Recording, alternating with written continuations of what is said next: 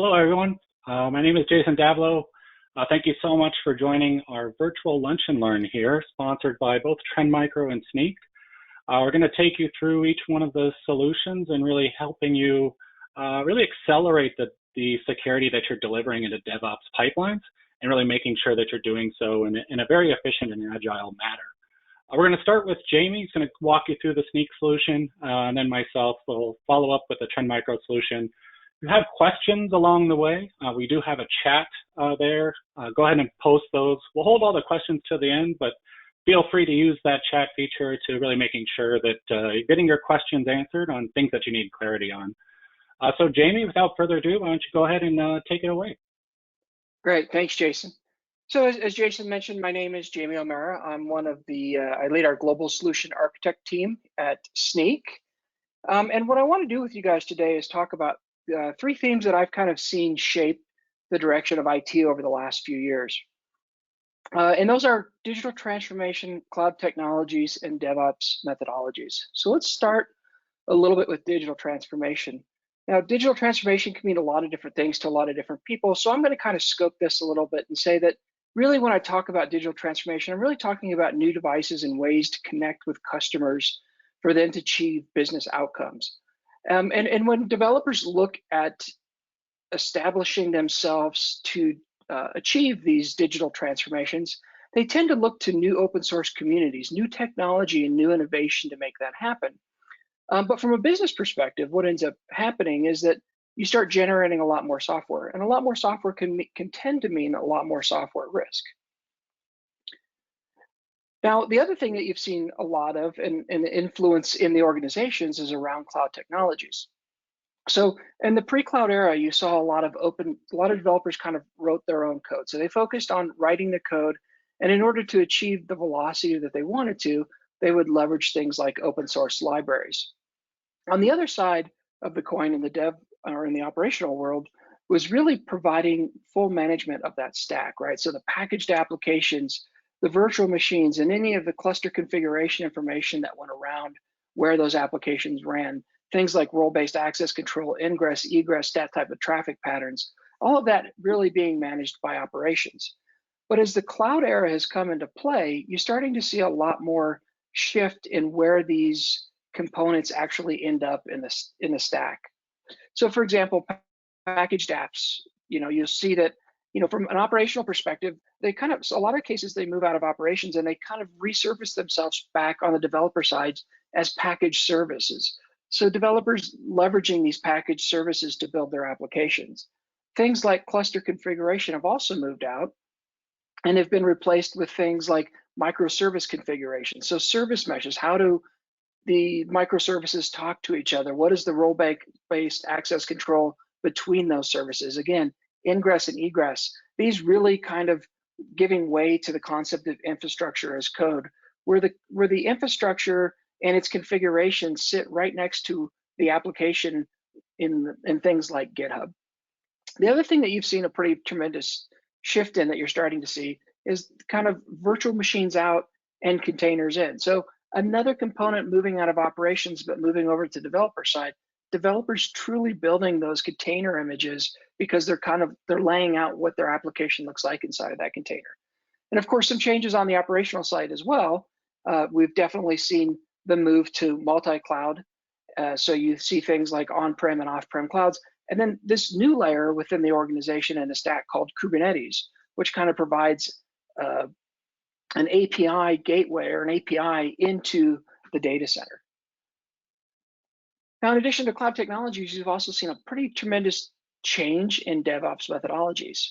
So from the operational perspective, and I think Google did a really good job here in really getting the operational folks going in the right direction, and that was with things like site reliability engineering. But what really came out of things like SRE was canned services, where developers could easily enable themselves using self-service, but some of that security was already baked into the service. Developers aren't thinking about what needs to be done in terms of the service. They're just consuming it, using it, but the operational side and the security folks have a really good understanding of how that's put together. In addition, not only do we enable self-service, but we also have observability. So we can't just turn over self-service without understanding what people are doing. And observability is one way for us to be able to see how they're interacting and consuming our cloud technologies. Whether these are in the public cloud or on-prem, it's still the same kind of concept. On the development side, you've seen a pretty tremendous shift as well. And you've seen a lot of teams align around speed and agility, right? So being able to iterate faster, being able to deliver faster, and then using things like continuous prioritization to change the direction and where they go. Super important when it comes to being able to do agile technology. And then most importantly, we've seen a pretty good shift around continuous delivery. So having the ability to deliver our solution into a production environment, generate value for the business, but at the same time, generate feedback back into our continuous prioritization so we know how to change our direction. And when you bring all of this together, this is really what DevOps has been working on over the last couple of years. But what I would ask, and what I would say to date is kind of like, what about security? Where has security played in this role? Now, unfortunately, security has been a little left behind because for a couple of reasons. And I would say really one of the first one is that security teams don't necessarily want to always be in the critical path, knowing that people may choose security as a scapegoat, saying that they are slowing the business down. The other challenge with security is that the teams are very siloed and have a tendency to kind of be out of the loop. And this has a tendency to result in releasing insecure applications. But probably the biggest issue is really the talent shortage, right? Finding enough security in most organizations is very difficult. And the developer to security ratio is actually pretty high. So when we look at this from a Snyk perspective, we know we need a scalable approach. And that's where DevSec Ops really comes into play. And so when you look at the solution between Snyk and Trend Micro, it's that end-to-end application security throughout that developer lifecycle, helping protect the application runtime as well as fixing vulnerabilities at the source. So I usually get this question all the time: how do I get started? And probably the most impactful area you can get started in is around open source. So if you look at most of the application code in your environment, what you'll realize is that 80% of that code comes from the outside world. So when a developer goes and they write an application, in this particular example, they put together 3 lines, 80 lines of code, or 3 files with 80 lines of code in it. And you start to look at the dependencies that that application needs to be functional, compiled, and operate. It really is like 7 direct dependencies, but when you pull back the onion, you really look at it, it's 59 transitive dependencies. So for 3 lines of code, 3 files and 80 lines of code, it takes over 700,000 lines of code to actually make that function. Majority of that coming outside of your organization.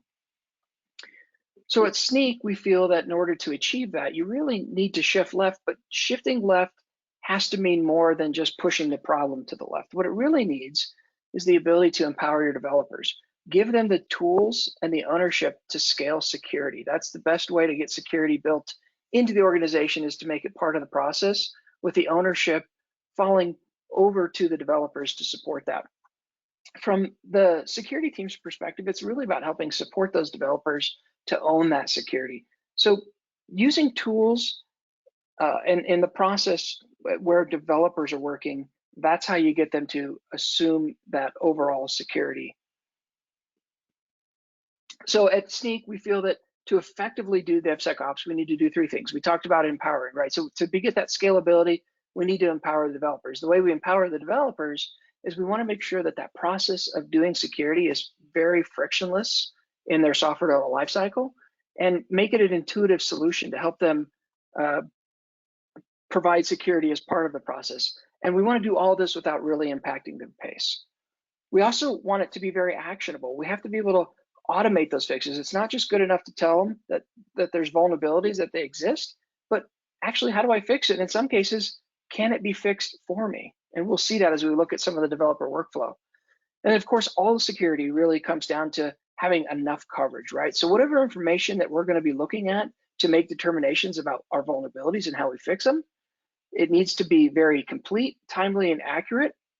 And we can't just necessarily rely on publicly available sources. This data must be very contextual so that we can make good decisions, especially around prioritization of things that we need to fix. And that's exactly what Snyk's here to do, is to help customers achieve this in their dev lifecycle. So Snyk was founded in 2015, for some of you who don't know, with that vision. How do we make AppSec a much more frictionless opportunity for developers to assume that in their daily lives? And we've been doing this with over 400,000 developers.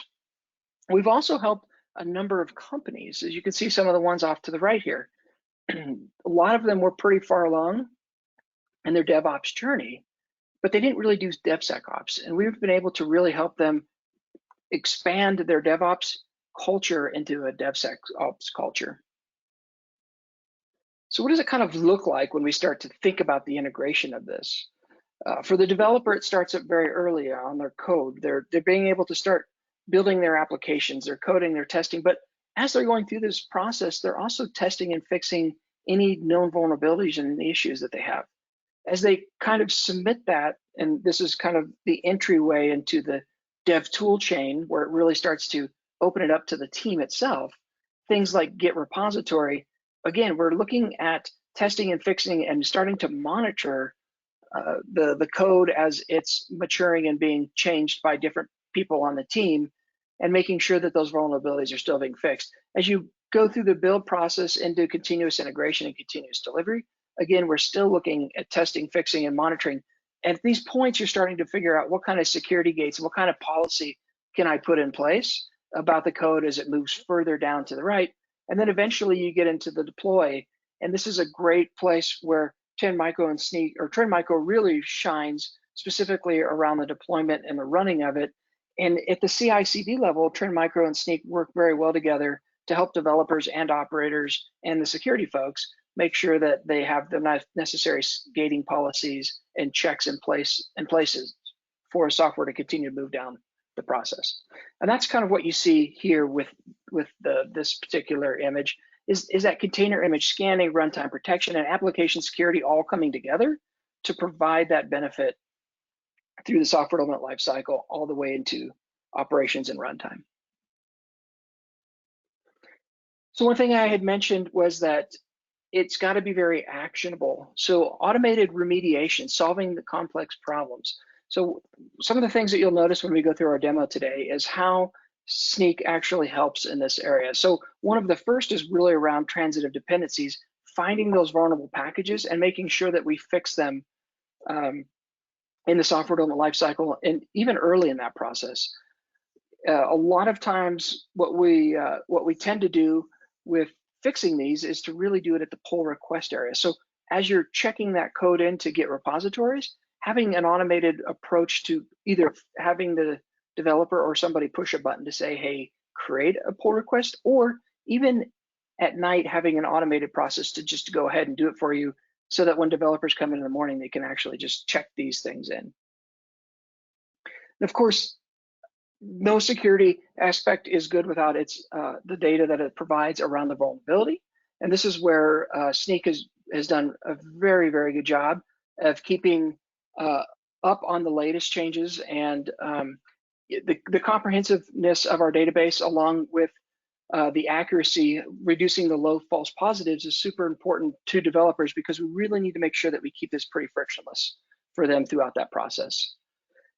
And then, of course, what I typically see with most customers as they're learning these processes is they typically start small. So visibility and control gets to be much more important as you scale this out and the organization matures around DevSecOps, and being able to have a good view across all of your projects, which we'll see through the demonstration, makes a big difference. So what is my overall security status? How am I monitoring that risk and that exposure over time? What actions have been taken?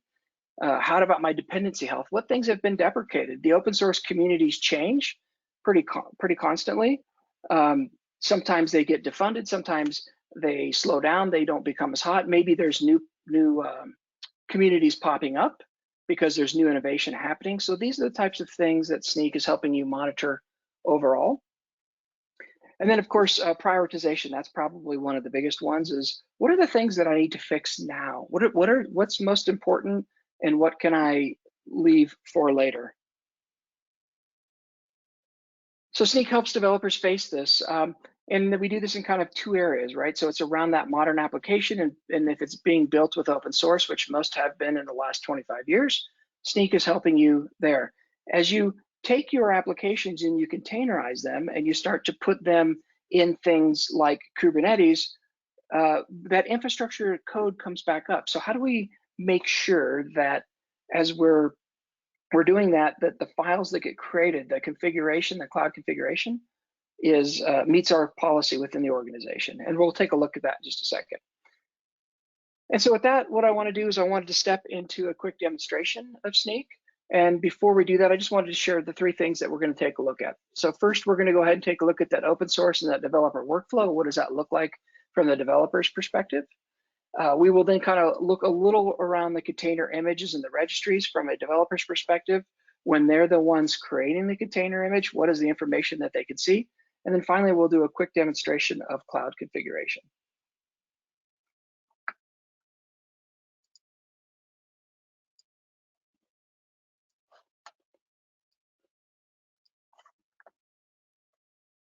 Oops. There we go. Okay. So one of the things that I mentioned through the presentation is that Snyk works where developers work. So let's take a look. We'll come back to projects, but this is kind of the main construct in Snyk. But let's take a look at the integrations, because the integrations are super important when it comes to working in the developer tool chains. So from a integration perspective, one of the most common developer tool chains is source control. And what you'll see is that Snyk works with a number of different Git-based source control repositories. And we do this because this is where developers have a tendency to work, and this is where you want to make sure that the work integrates very nicely with what they expect on a day-to-day basis. And we will go through this in a little more detail, and I'll show you that. As developers create container images, as they own that responsibility, helping them understand maybe the way that they have constructed their container image can be modified or changed to reduce the overall number of vulnerabilities, and we'll take a look at that through our demonstration as well. And then the other real big area is, the other two big areas I should say, is around continuous integration. So after they've checked their code in and you start to build the binary components and you start to push that down into a full deployment, having visibility and security gates and policies to enforce through that continuous integration into the continuous delivery layer is super important. And for developers that want to pull the vulnerability information further up into their integrated development environments, IDEs are super important for them as well. All right, so from a project perspective, what typically happens with Snyk is that customers start by importing their project. So I have a particular project here that I've already imported. And once you import this, you start to gather some information around the project itself. So initially, I can see that I have a total of 53 vulnerabilities for this project. The number of dependencies is actually 471, but if I took you to the direct dependencies, you'd see this application actually has about 20 direct dependencies. So again, a lot of that code pulled outside of your environment into your application. The type of source that this comes from, so in this case, it comes from GitHub. And then most importantly, then also what branch am I looking at? This is something that developers have a tendency to always look at, because when they do their feature functions and they're building stuff, they typically build it in branches. Now, where it gets to be more important is when you want to start to look at the number of issues and the ability to kind of hone in on what's the most important. So out of the 53 total vulnerabilities, which ones are high, medium, and low?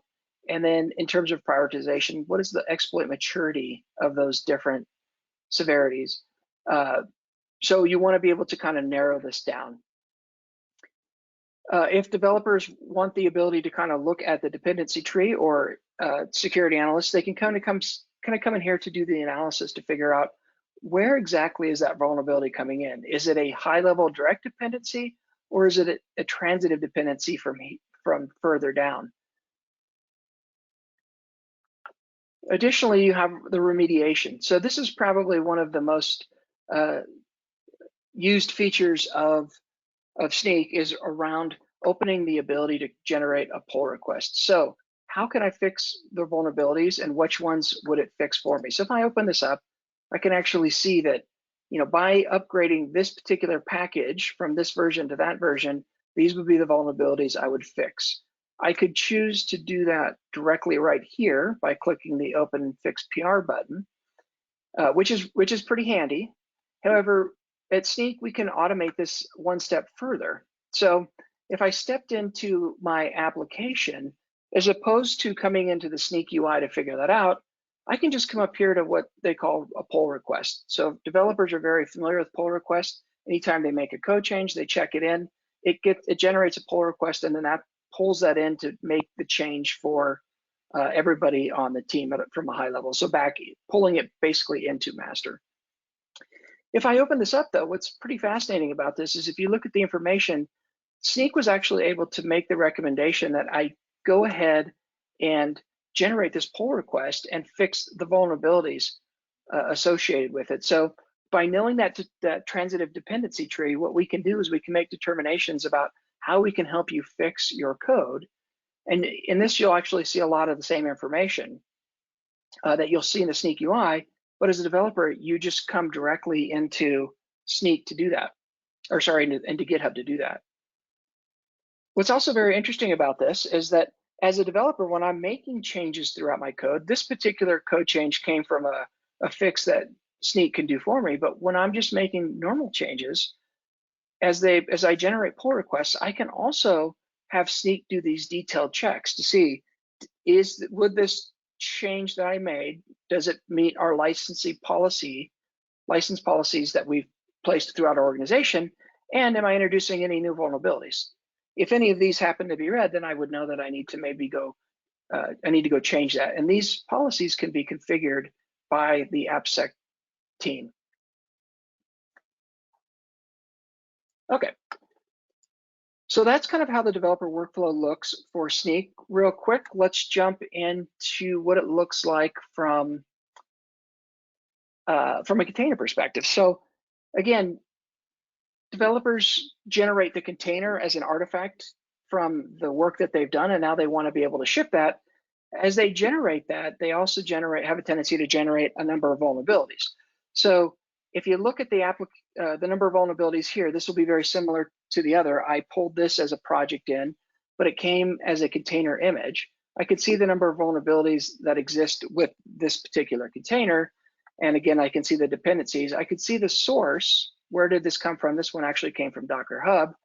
And then most importantly, what is the base image that I start from?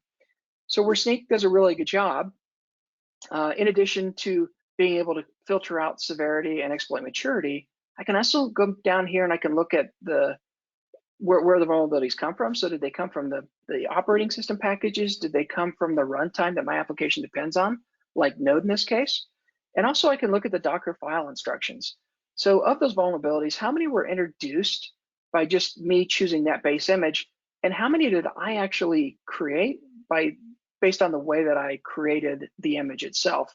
So you can see the way I created the image generated 166 vulnerabilities into my container image.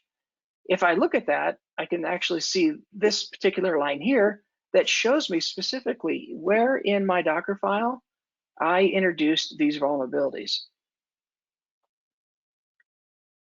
All right, real quick, just a few more things to share with you. So one of the other benefits of doing this is that Snyk is pretty smart about your base images, and it can provide recommendations and remediation advice on how to necessarily reduce the number of vulnerability counts. So in this case, if I went from the base image node 6 stretch to node, I can reduce that to 634 vulnerabilities, 16 of those being on the high side. I can also start to look at alternative approaches and base images to reduce my overall count. And then real quick, the last thing I want to share with you is the infrastructure as code concept. So as I had mentioned, when developers start to move to this environment where they're using Kubernetes to deploy their application so they can containerize everything, they have to generate YAML files that describe to Kubernetes, how do I deploy, what am I deploying in the cluster, and how do I go about doing that? And in doing so, what I've done is I've taken one of the examples off of the Kubernetes website, which is called Guestbook, and I've pulled it in here to see like how well does that particular set of YAML files meet the policies of our organization. And what you soon notice real quick is that a lot of the configuration that comes just standard out of the box doesn't meet a lot of our policies. So for example, in this particular YAML file, the deployment is actually trying to run the container as root. So we've generated a policy which is configurable inside of Snyk for you to decide the level of severity of each of the different possibilities in these YAML files, and whether that should be allowed to actually move through the pipeline. And this is just a really good way for developers to check and to understand what they've done and what they can do to fix those vulnerabilities. And it walks them through the process of what would I need to add to this file to remove this from being an issue or not meeting our policy for cloud configuration. Okay, so with that, I want to go ahead and turn it over to Jason to take you a little bit through the CI/CD aspect of Trend Micro and onto the operation side. Awesome, thank you so much, Jamie. Appreciate that kind of information on what Snyk is doing. Let me go ahead and share my screen here. Looks good. So thank you all again for your attendance. My name is Jason Dablow, as I mentioned at the beginning. I don't think I mentioned that I am with Trend Micro, field engineer here responsible for really making sure that our cloud customers and customers that have implemented DevOps pipelines are doing so in a kind of a safe and secure manner. A lot of kind of Jamie's content was not just shifting left, but as he mentioned, kind of top to bottom security. I like to think of it from the Snyk side as they're kind of pushing towards the middle, particularly using their kind of industry specialty with the open source. And we're kind of specializing on the operational side and kind of pushing over to the left, where we kind of meet in this middle here, where we have this essentially the meeting of our great research teams and being able to really help our customers apply security at each and every phase within that DevOps pipeline. So I'm going to start with just kind of an overview of some of our kind of research. I know Jamie did a great overview of really kind of DevOps and DevSecOps and really kind of how that all works in terms of an overview. I'm going to talk a little bit about the research of Trend Micro, and then also some solutions that not just start, again, as I mentioned, on the operational side, but also particularly how we can begin to move into these DevOps build processes, really with that security insight that your teams might need within it as well. So our Trend Micro research teams publish regularly. So this was the first quarter of 2020. They publish basically the security insights of what's coming down the pipe, particularly for different threats and how they are perceived by different insiders as well as the threat actors themselves in terms of what we'll actually see in terms of these different types of attacks that are coming based on our security predictions with our research teams. So there's a few here in terms of things about attacking a DevOps pipeline or cloud configuration, actually compounding or causing breaches within cloud environments, and then also things like serverless platforms or these new engaging types of platforms for application developments in terms of the modern application types that don't have, say, traditional security controls where you would use, in a traditional sense, walls to block things, or agents to detect things. Some of these things have to kind of be reevaluated in terms of the security posture and how you're applying it. But you'll notice every single one of these, in terms of these vectors, are something that a developer would have visibility into if your company has integrated into a DevOps process or a DevOps workflow. So you can see here the term DevOps is actually used in 2 of these, and then again, the other 2 are specific to modern application development as well as part of infrastructure as code, or as I mentioned, kind of the new serverless things. What we're doing at Trend Micro is really accelerating the public visibility of different vulnerabilities by actually finding these vulnerabilities out in the wild and then notifying the software vendor that this vulnerability exists. So finding, say, a vulnerability in Microsoft and then telling Microsoft, giving them the information to actually release the security patch. And we do so in terms of a manner that's more security vulnerabilities are found and disclosed to software vendors than any other vendor combined, which really gives us this kind of early visibility as it comes to vulnerabilities, as well as the threats that might be associated with those as well. I'm going to take a use case that Jamie showed during his presentation in terms of one of the sample deployments and kind of take you through each one of the different operational runtime techniques that Trend Micro has for really helping stop that vulnerability. While, again, as Jamie mentioned, you have that severity list of vulnerabilities that exist within your code, which ones do you actually look at first, and then kind of pairing that with which ones are you actually protected from a remote stance from Trend Micro's technology, giving you that time to actually go through and implement the patches or those software updates required to really solve the vulnerability permanently as well. So at Trend Micro, we've really come up with this new security platform that really helps protect builders in terms of what they're actually building within a cloud environment. So Jamie took you through, an application development cycle, also talked a little bit about containers and then deploying into Kubernetes specifically. We have additional technologies as well as, correlating security that really helps kind of dive in further in terms of that operations. And for one, can be deployed earlier on in terms of a DevOps process. So that's the whole shifting left concept. But also allowing the ownership and empowerment of the development teams to really take advantage of the security posture.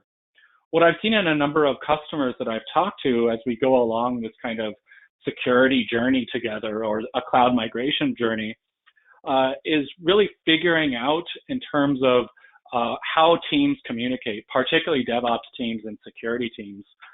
We've recognized that security teams showing up to an application development team with a list of security policies, a PDF document that says, here, follow these or do these things. It never goes over well, right? It causes this chaos between kind of these two teams, this conflict that essentially can create a wedge between these two teams, where what we're trying to do at Trend Micro is really making sure that we empower the security teams and empower the development teams to really, again, meet in the middle, much like the Trend Micro and Snyk partnership, come together, meet in the middle, so you can actually accelerate the security and accelerate the value that you're delivering to customers. So this single suite of security services built for cloud builders, we're kind of focusing on kind of three main use cases here. One, of course, is cloud migration. This is, as you're lifting and shifting your applications into this environment, say, keeping them on the same type of workload. So generally be like infrastructure as a service or spinning up a server in a cloud environment and then moving, say, your application that once was running on a dusty server with a sticker on the front sitting in a data center to now being, a few lines of code and spinning up the infrastructure that you need within a cloud platform. We generally call this cloud migration because you're just migrating your application from either on-premise into cloud.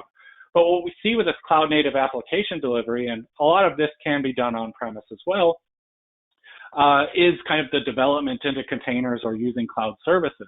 So you might have storage in use here. Certainly as you're refactoring your applications into containers or containerized environments, you might see Kubernetes, you'll see a lot of Docker, and I'll talk about those kind of integrations as well. And then we finally have the third use case for this kind of runtime security platform in terms of this cloud operational excellence. This is, I would say, a fairly new term, but it's all about making sure that you have your GRC, governance, risk, and compliance, kind of well aligned with what you're doing in the cloud, as well as everything that you're doing on-premise as well. So you have this operational standard of everything that you're doing is aligned with making sure that you have the correct security, the correct operationals, as well as the remediation, incident response, all of that in terms of the assurance that the workload is working as it should. So let's dive into a couple of use cases here in terms of, again, going back to Jamie's demo and showing you from the operational side, and then again, pushing into a DevOps cycle. So here's a quick just view. As I mentioned, Cloud One is a security service suite in terms of giving you that centralized visibility for your security services. So let's say, for example, that we're doing an application migration. We want to take advantage of the burstability of a cloud environment and essentially deploying a new application or an application that was traditionally sitting on-premise. Let's take advantage of the agility of the cloud by building some infrastructure as a service. So you can see here in kind of this middle panel that we have the ability to actually view your different cloud components that might be in use. So whether you're building in AWS or Azure or GCP or a private cloud environment, or building within Kubernetes or Docker, or again on physical machines, you have a centralized place where you get visibility of your security posture based on those assets that are in use. You can see on the right-hand side of the screen, again, this is the workload security piece of the Trend Micro Cloud One suite. Again, specifically focused on application workloads, so infrastructure as a service, or again, any server workload wherever it exists. So on that right-hand side of the screen, you see I've highlighted a CVE number. This actually corresponds to what Jamie was developing with the Goof application, whereas it contained a number of vulnerabilities, one of which was the ability to actually do remote command execution remotely.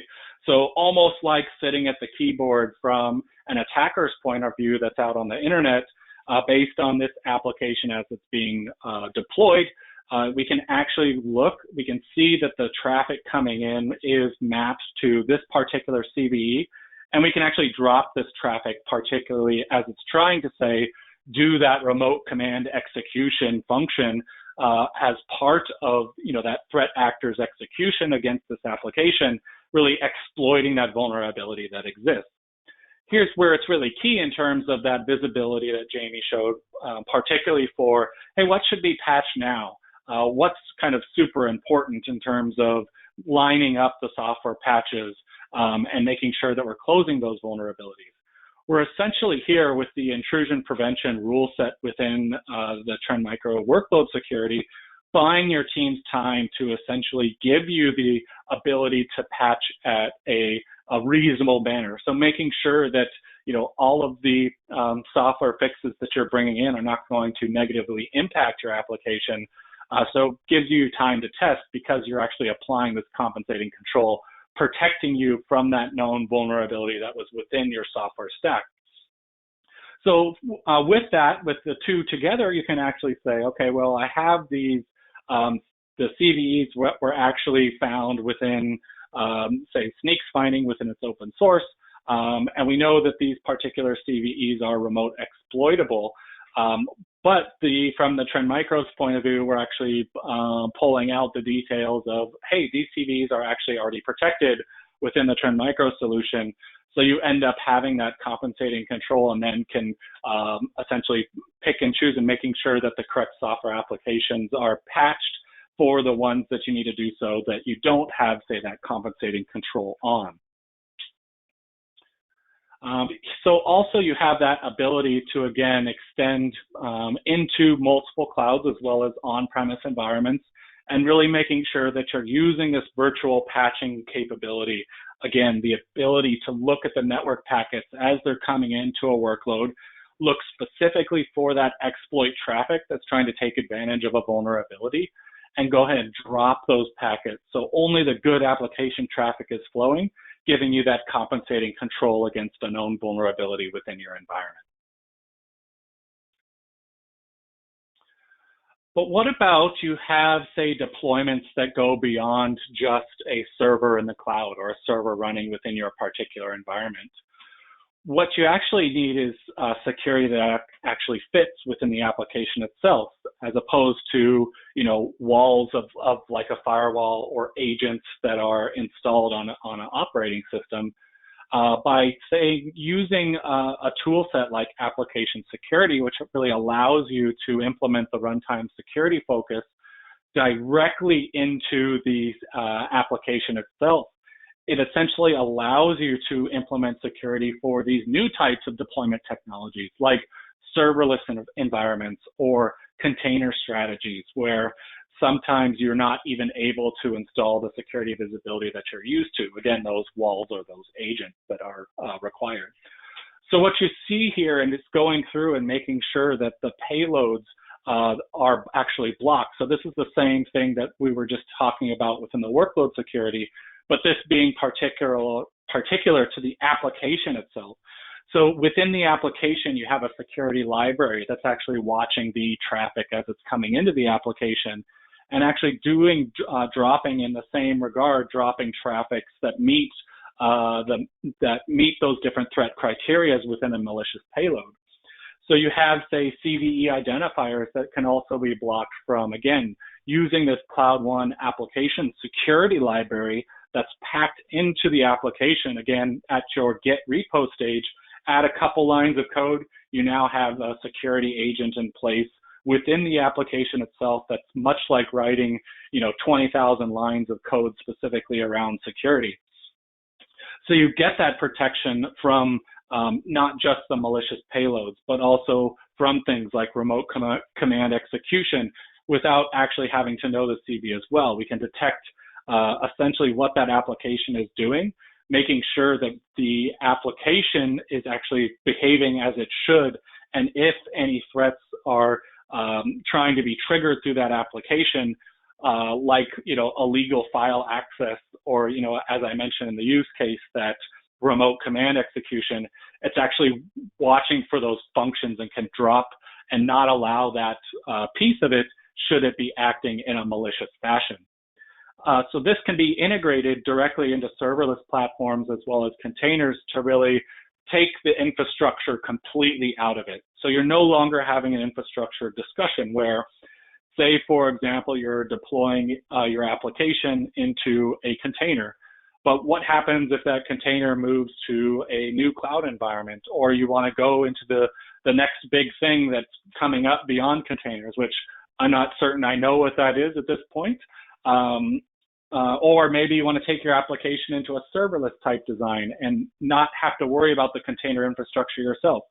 Again, because that security is sitting within the application, you are completely infrastructure agnostic. So deploy it wherever you would like, even on that dusty old server in the data center. Again, that security follows the application, again, wherever it happens to exist.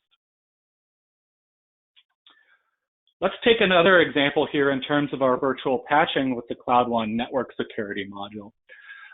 So the network security piece essentially allows you to deploy network appliances in a cloud environment or an on-premise environment that allows you essentially to do virtual patching. Again, using similar technologies and doing packet inspection, watching those packet streams for different types of applications, and watching those application feeds for different types of exploit traffic that might be flowing through those that are trying to take advantage of a vulnerability. Again, this gives you that network visibility as opposed to sitting on the server or application itself to protect a wide number of applications. So you're actually pushing the protection further away from the workload and giving you broader detection capabilities across many, many workloads by really integrating into a traffic flow as it's flowing into, say, a container environment. So again, this gives you that additional network-based intrusion prevention system as opposed to the others, which are more of a host or application-based IPS. This is really focused again on delivering that protection and visibility from a network standpoint.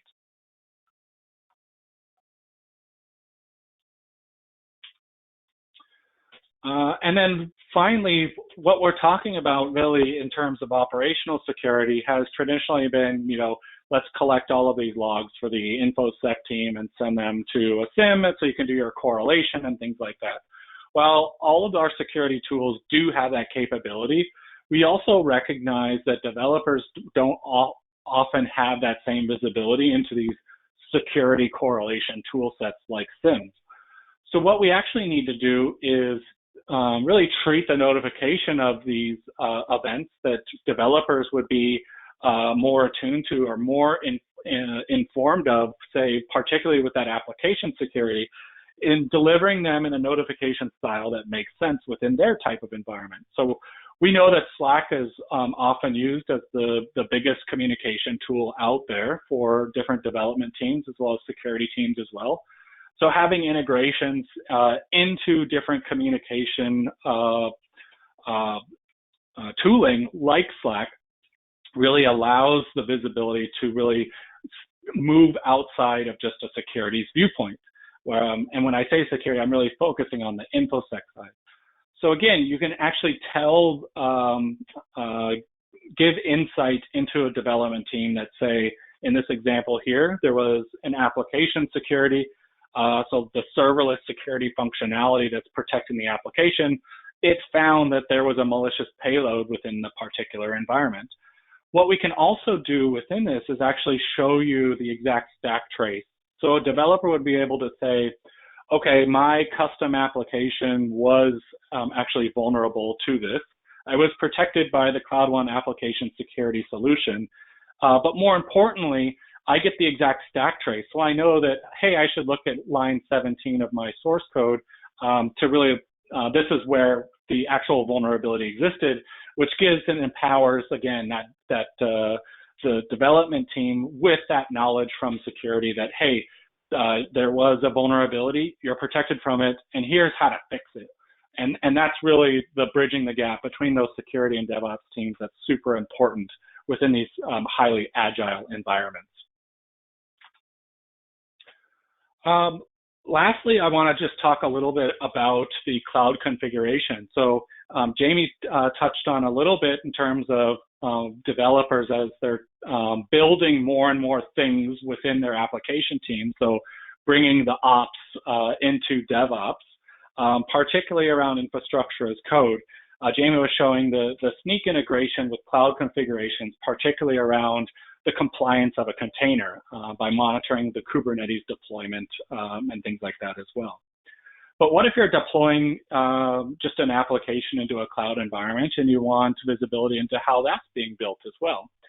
So by giving you an additional layer of visibility here with the conformity piece, the Cloud One conformity, you're essentially allowing teams that have, say, taken over in the operations in terms of building the infrastructure with infrastructure as code, and letting them know that what they're building within these types of environments are actually well aligned with, say, the well-architected framework, which you see across the bottom. So you get the kind of visibility of, hey, I'm 76%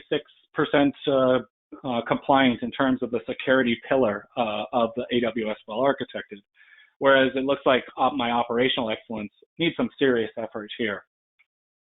So you actually get insight into a development team that's traditionally now doing infrastructure as code design, so designing all of their infrastructure, and allows them to see, okay, the things that I've built, I can do better because it's not very well aligned with maybe my cloud architect, possibly on another team. But maybe we can go a step further and actually do additional scans against the YAML files, which again, Jamie was showing within his demo as well. So an integration with the IDE with this particular solution, the Cloud One conformity, really allows developers to start seeing, again, with what they're about to build within the environment.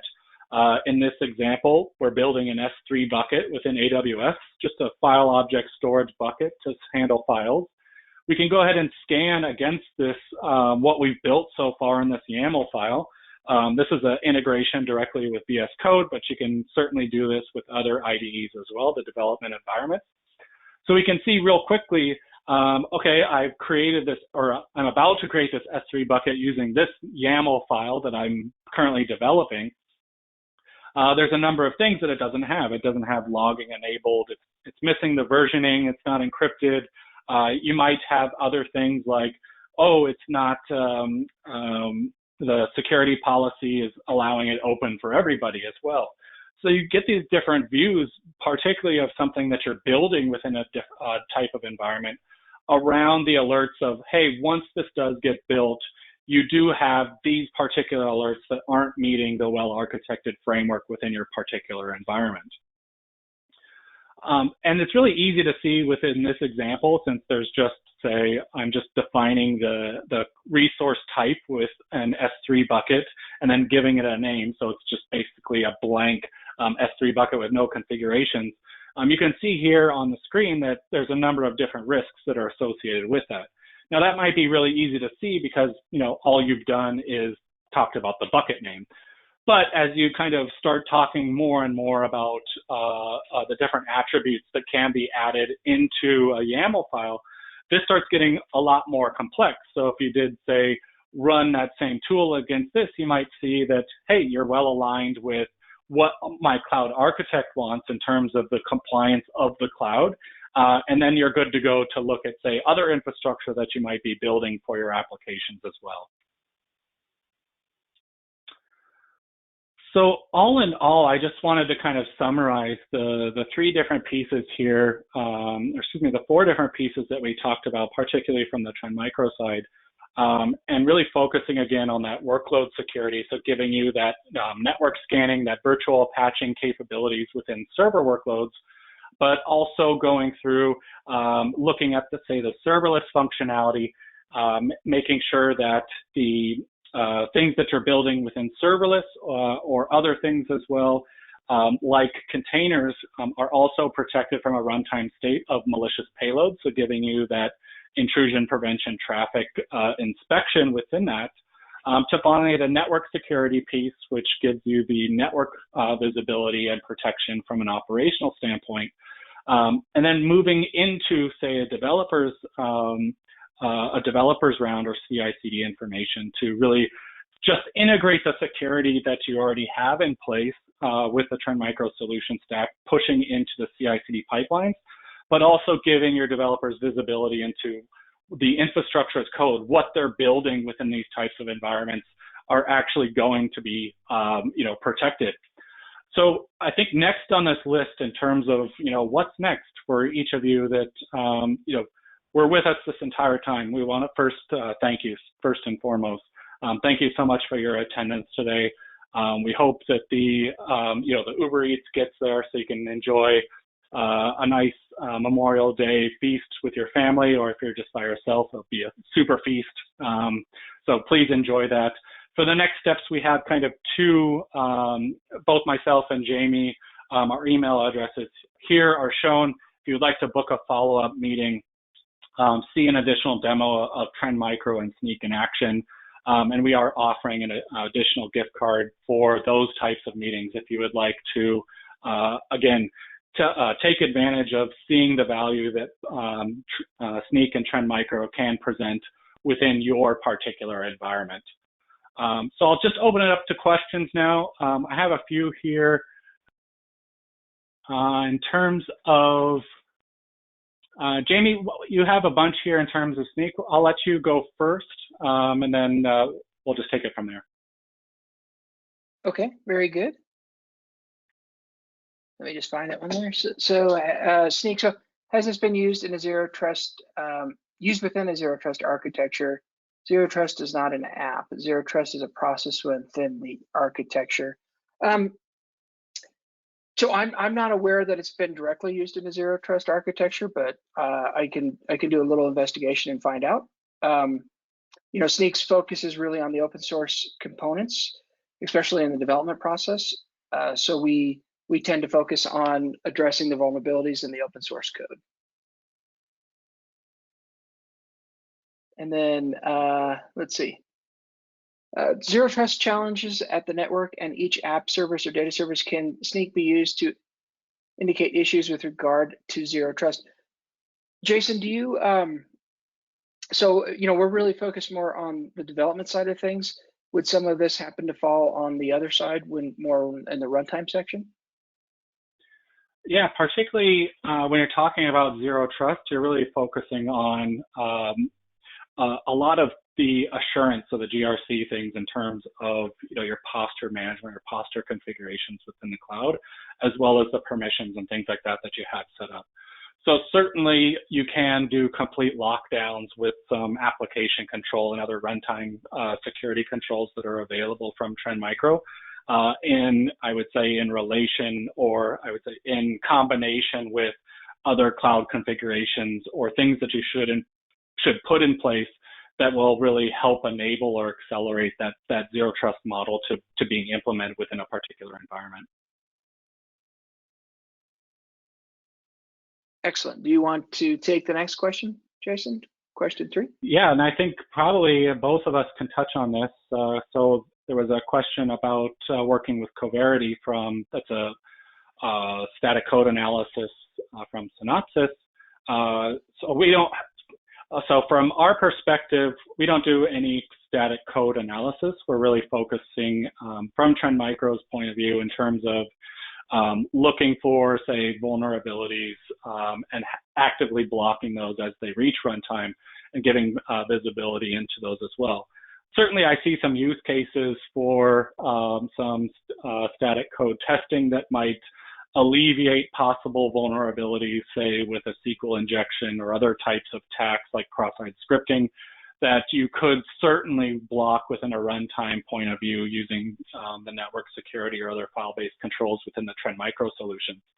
Do you have a stance on that, Jamie, in terms of static code analysis tools and how you act or interact with those?